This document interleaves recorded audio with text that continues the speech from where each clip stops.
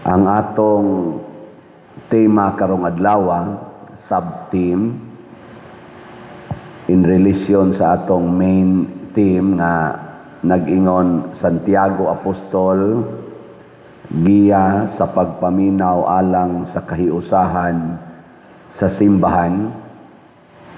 Nag-ingon sa atong tema karong adlaw, ang maminaw sa balaang kasulatan sa Dios kahimutan. Ikaw na ba kamo kuno'y sulti?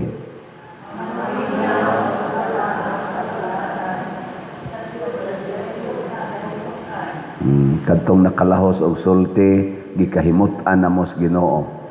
Kadtong way na sulti, pasabot wa mo muklarog paminaw. Sa unang pagbasa, gikiha sa Ginoo ang Israel. Nganong gikiha niya? Tungod kay sige sila gyapog simba, sige gihapon sila halad anang mga sinunog nga mga tambok sa baka, karnero, kanding o siging paaso anang insinso panahon sa ilang pagsimba. Pero wa na di ay malipay ang Ginoo nganuman. Kaya di naman sila maminaw sa pulong sa Ginoo. Maminaw naman sila sa pulong sa mga Diyos-Diyos o pulong sa mga tao nga mga negosyante, mga politicians, o uban pang mga pulong sa tao. Pero sa Ginoo, di na sila maminaw. Mao na nga gipangita sa Ginoo ang ilang katarong. Matod pas tubag nato sa Salmo. Unsa kay atong tubag Salmo? Sa matarong pakita ko ang makaluluwas nga gahom sa Dios. Nya kinsa maning matarong, matod pas unang pagbasa, kinsa man ang maayo, unsa may tan-aw sa Ginoong maayo, dili ng mga halad. Ingon siya dire, gipakita niya kanimo o tao unsa ang maayo. Ang ang gipaabot sa Ginoo kanimo mao ang pagbuhat sa kaangayan, justice, sa pagpakita sa makanunayong gugma, constant love, ug sa pagkinabuhi diha sa mapaubsanong pakiguban sa Ginoo, humble following of God, humble obedience. Mao na siya gipangita sa Ginoo ang justice, love, and humility. Lingiyay mong tupad. Ingna na akana.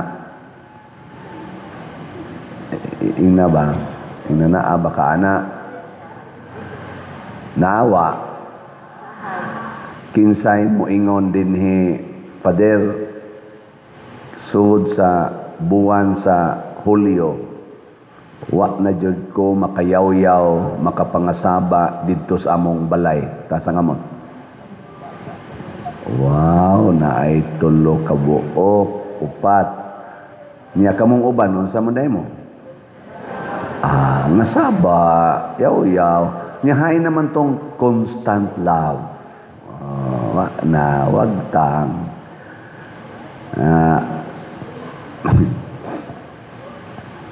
Sorry. Dali kay tang malimot. Mo nang gipahinumduman sa Ginoo, hinumdumi nga ako'y nagkuha kaninyo sa Ehipto. Ako ang nagluwas kaninyo sa kaulipnan. Ako'y nagpadala kang Moises, kang Aaron, kang Miriam. Mo pinumduman ta ba? Unsa sa kay pahinumdum sa Ginoo sa ato mga politicians? Hinumdumi nga ako'y nagpadaog nimo sa eleksyon. Di ba? Ako'y naghatag nimo partner sa unit team pamuato. Aron mahimo mong humot sa mga tao. Kay guwap atong unit team, Maglisod gyud kag daog. Unya sige mog simbas una, then mog offer dito sa mga simbahan. Ako'y naghatag ninyo mga pari para mumisa. Mga obispo pa inyong, kardinal pa inyong ipang-imbitar niya, post dayon social media. Ano na, gamiton mo dayon ang tanang sektor. Ako'y nag-encourage sa mga pobring mga Pilipino para mubutar ninyo. Nya karon inyo lang ipabanla sa baha, inyo lang kawatan sa ilang budget unta para sa PhilHealth. Hastang ilang mga anak din kay eskwela tarong kay ang budget para sa classroom inyo ng kawaton pila sad ka bilyon. Ang imong partner sa Unas Unity Team imo nang ipa-impeach karon. Ang nagpalubong sa imong papa dito sa libingan ng bayani human sa pila ka dekada nga wa gyud ikalubong, karon imo nang ipapriso dito ni anang ICC nga wa gani tahura sa Amerika, wa gani tahura sa Russia, wa tahura sa daghang mga dagkong nasod na korte gisaway maayo, gani gi-persecute na karon. Unya ikaw hinuon nga leader sa Pilipinas, porting salig diha, imo na sang ipadakop si Bato de la Rosa anang ICC, hasta na sad si Bongo imo na sang ipadakop. Nga sa una maunay nagsuporta nimo mga tawhana kay nakigi-unite kas mga Duterte, mga inana tingali ba. Sige, ari na sad tas atong lokal. Ako'y nag-ordain nimo pagkapari, nya mohunong kag baligya og raffle ticket. Padayon diha. Itaw mo aksyon na biyata kog hunong kapoy baligya ning. Kana ba mag-expect ta ba nga daghan bitaw mo palit niya gamay ra bitaw makakapoy no, makakapoy. Pero ingnom sa kus Ginoo ay uwaw-uwaw diha pamaligya. Adlok ka diha baligya. Na baligya lang yun. Siging bit-bit anang akong ikubag, buling na naman ng sugod. Siging bit-bit anang ikubag, daan ng ticket. Dagan pag ukitag atong halin 46,225. Pero pakpakan na to, niabot na tag 46. Pero ang atong gibaligya 250,000 ka tickets, wa pagay mahurot ang 50,000. So naapay 204 more or less 204,000 nga pamahalin niya. Karon na ning Sabado 5 na lang ka adlaw mahurot pa ka ng 204,000 zaman di na. Pero mahurot ba yan na kung doon na gitay pagsunod sa Ginoo, kung mahimot ang sana makiangayon, mahimot ang mahigugmaon o sa itong usa mapaubsanon.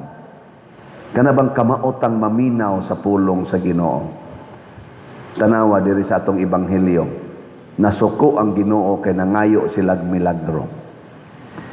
Yung Ginoo di kumuhatag ninyo og milagro, katud ang iyang pag-ayo sa mga masakiton, katong pagpabuhi niya sa minatay, kadtong pag mga bungol makabati, mga bakol makalakaw, kadtong pagpapahawa niya giyawa para di es Ginoo, para ni Hesus, dili to milagro mga igsoon. Kita mo tan-aw na milagro, pero di to milagro. Unsa man to? Ordinary power of the Son of God. Ordinaryong gahom, normal nga gahom sa anak sa Dios. Lingay mong tupad, ing anak ka sa Dios. Ing anak ka sa Dios. Kinsa ninyo dinhi ang mo-claim nga ako, Father, anak ko sa Dios. Tasa ka mo. Ang di mo isa anak siyawa. Sige na. Anak sa Dios. O, kitang tanan nga ni Isa sa kamot na atay normal power. Isipari, propeta, ug hari. Kana, namatod pang San Pablo sa iyang mga sulat, kadtong espiritu nga nagbanhaw ni Hesus ug nagpalingkod niya karon sa tuo sa Amahan, maura sad tong espirituha ang ania kanato nga nagsunod sa atong Amahan. Pasabot kadtong gahuma nga naghatag niya atong iyang tanang gibuhat naa sad na nato. Mao bitaw si Santiago Apostol nakahimo sa nigdaghan kaayong mga healing, papahawa sa mga yawa. Ang mga apostoles, hasta sila si San Roque, nakahimo ni ana. Antod gani Bishop Chupilo Kamumot, wa pa man na ma-declare nga santo. Daghan kaayong mga healing claims nga healing, although inig-verify lang sa atong technical nga side sa mga theologians, sa mga medical people, dili kapasar ang mao mga claim, pero gi-claim ginas mga tao. Kadto lang ko nung nilabang sila mo, isa man taga-testimonya ato. Naabay ngadto sila bukid ko no ba nya mulabang sila atong sapa. Niya nay mga bungas biyabas, mao ting ito, mga nang istorya. Bungas biyabas, ang mga katikista nga kuyog niya ug uban pang ni kuyog padung to sa kapilya, manguha ta sila sa biyabas niya kay mga putot pa mang uban kanang pa mahinog ba. So uy kaanugon wala pa mahinog. Lakaw lang sila ngadto kuno. Ana, labang sila sa sapa. Man katikay sila didto. Pagbalik kuno nila pulos naman kuno hinog ang kon biyabas. Pulos na hinog. Purti kuno nilang pangaon pero nalimot na lang sad sila nga pag-agi dai nila mga putot pa to. Pag ingo pa kanu bisap mo sige pangaon na mo. Biyabas hinog na. Wa man mo malipay. Normal ra na. Di na siya milagro kanang inana. Kanang maglakaw ka nga mag-wheelchair. Adto ka nga tos usa ka adto ba kag Simala, adto ba kag Santo Niño, adto ba kag San Vicente, mo ari ba ka diri Santiago. Nya human makalakaw ka para ni Hesus dili na milagro. Bunga ra na sa gugma ka mapaubsanon o ka mapasayloon sa Ginoo. Maubitan na inigdool ato mga sanlahon hasta to mga bakol unsa may isulti ni Kristo. Kato mga paralyzed gipasaylo na ang imong mga sala. Mao may una niya isulti. Dili man milagro, milagrohan ti ka. Dili man. Mao naningos Kristo ay mo pagitag milagro.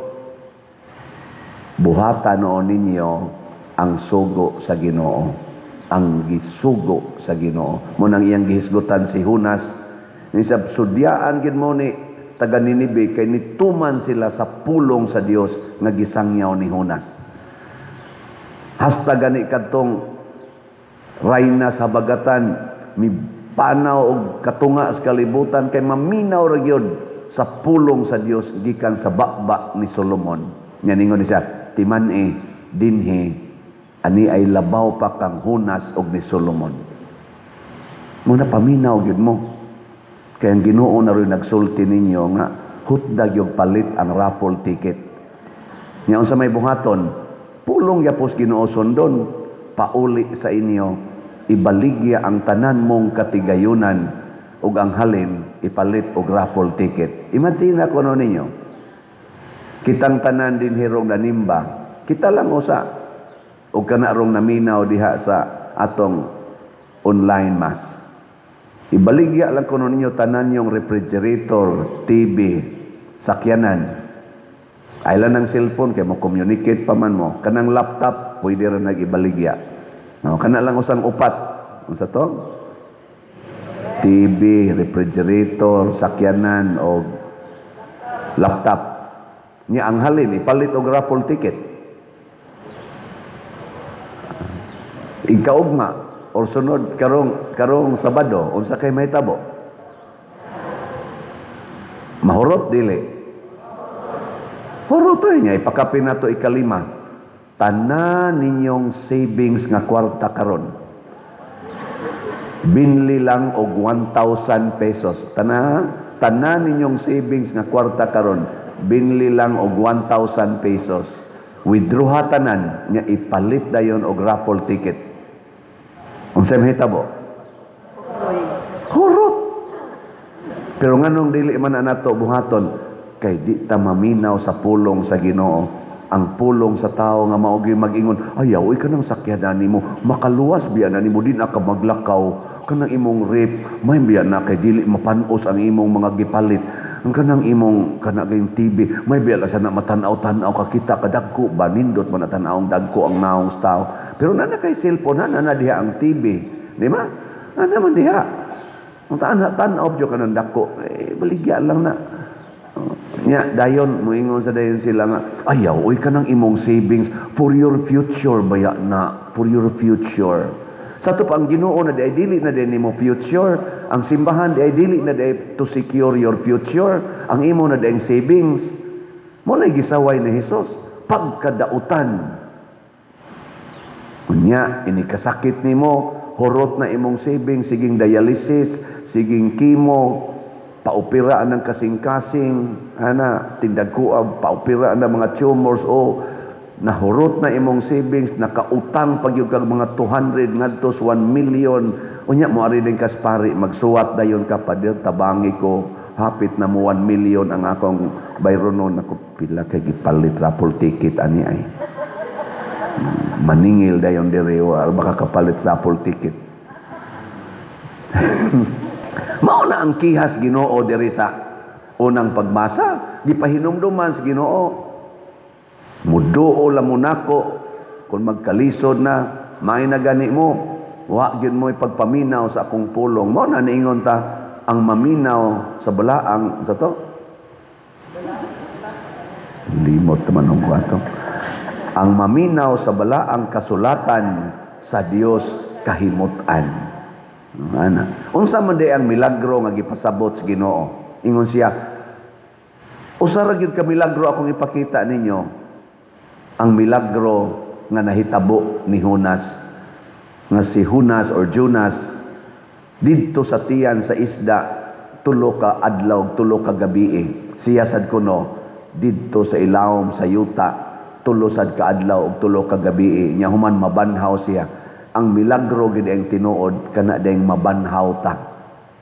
Gikas kamatayon mabanhaw ta. Mao nay milagro. Kanang pag-ayog masakiton normal ra na. Tubtang usang adlaw do nay ni ari diri ta kompostila kuno to siya. Gibagat ko diag lakaw-lakaw ko. Pader, mura manig nagmilagro atong simbahan. Nako nga naman siya. Pila pa lang ka dinhi ka.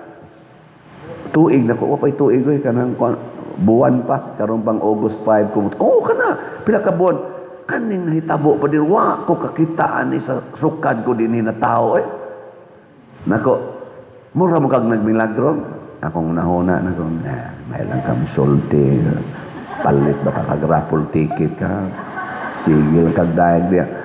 Normal rani, nga nahitabo sa mga taong makiangayon, kana bang kamao mo angay-angay sa imong grasya, kani ako ning ihatag simbahan.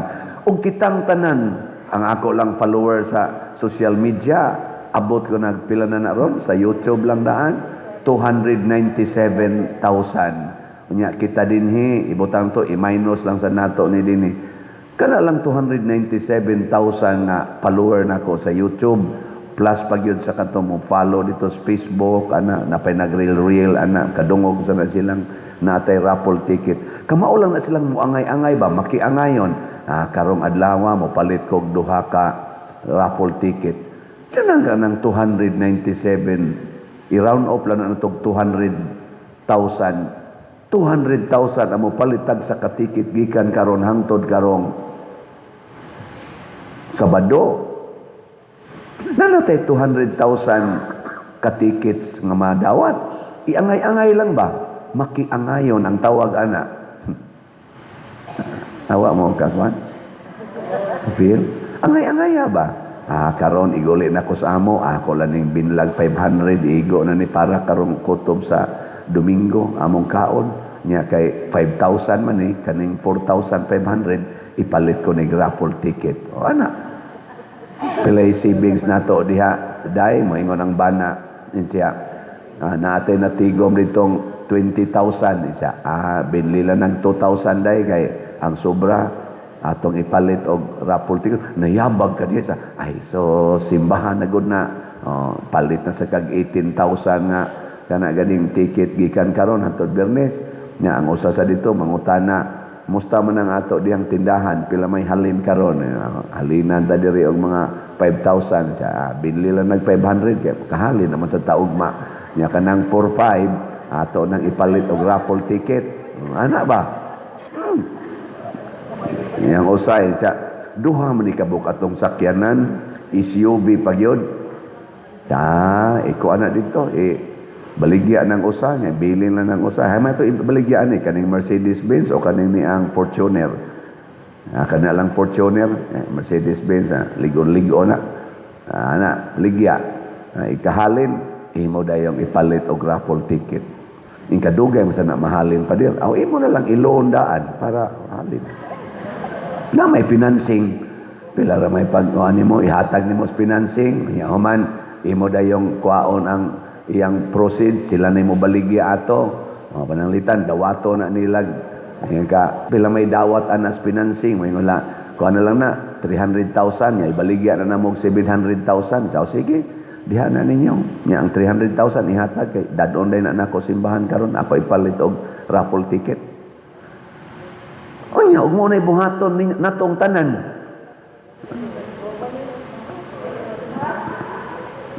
Maunay gitawag og normal pa na ha? Normal pa na ang pagkamahigugmaon sa Ginoo. Normal pa na para sa Ginoo. Di pa na milagro.